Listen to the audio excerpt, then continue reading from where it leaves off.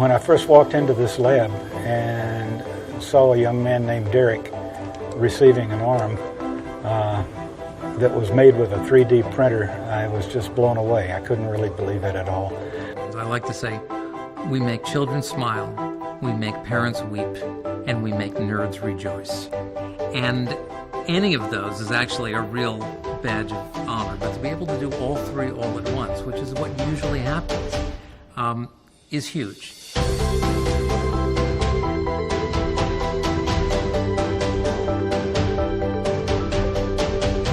This whole thing started one morning when I was sitting at home drinking coffee, avoiding preparing a class. And I saw this RoboHand video, which was created by Richard Van Ass, a South African carpenter, and Ivan Owen. They produced this RoboHand design and they put it on the web open sourced. And when I saw this, I put this comment on the YouTube video. Okay, MakerBotters, if you're willing to receive inquiries from people who need a RoboHand, put yourself on the map. The designs are all free and open source. The information, the instructions are all free and easy to access. And frankly, the devices themselves we give away for free. You know, at some point it became clear that this thing was taking off. It was going to continue to grow, and that we had thousands, potentially tens of thousands of people who were going to be involved in this project. And it turns out we probably need to be able to support them. So we created the nonprofit e-NABLE Community Foundation.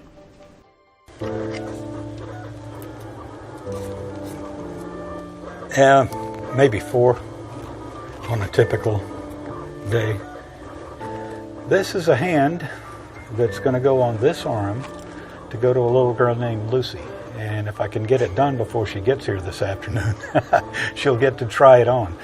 Lucy came in quite some time ago, 3 or 4 months ago, and we began working out some new techniques for how to customize the arm. We have a family friend who works here at RIT, and so she had mentioned it to us at a family party probably about 2 years ago. Awesome.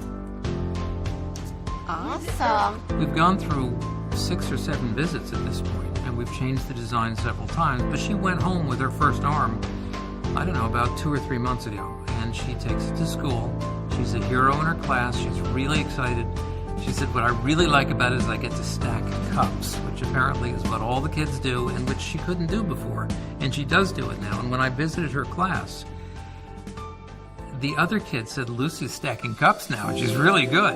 And so that's a big deal. At least from what I see with these kids, and I imagine they'd be similar for myself, you go from being the kid with the funny hand to being the kid with the robot hand, or in some cases the kid with the superhero hand.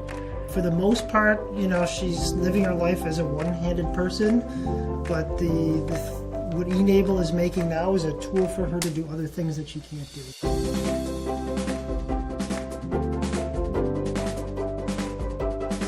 About a year and a half ago, Intel heard about what was going on, and they wanted us to make some kind of a presentation at their annual sales conference. So we give a 4-minute presentation. I walk out and I explain how I've started this new organization. We're using 3D printers.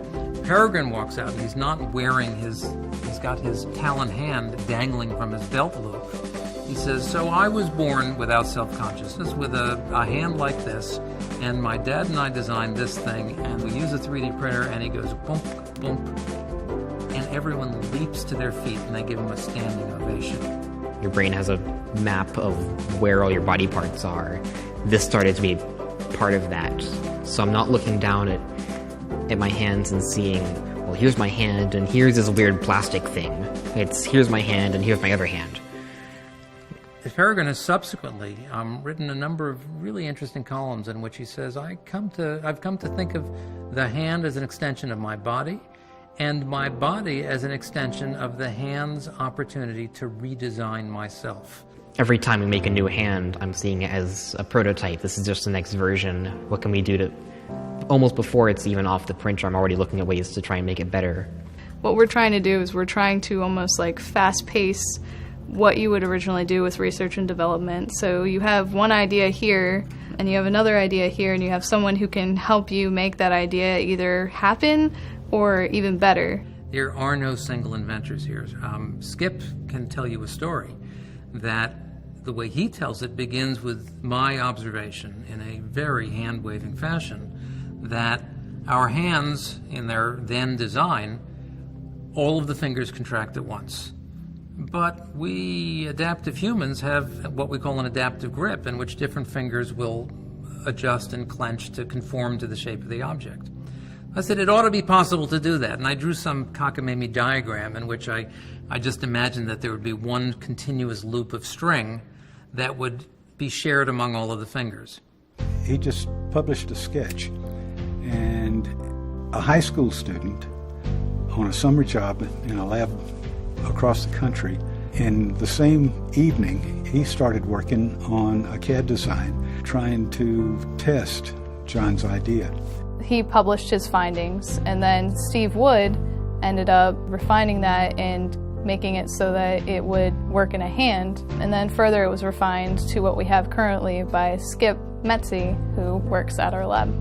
And reinvented a device that was named in the 19th century, I think, called a whipple tree. I've been told recently that it was used for horse carriages. So it was an idea that was taken through different members of the community and finally realized into what it is now.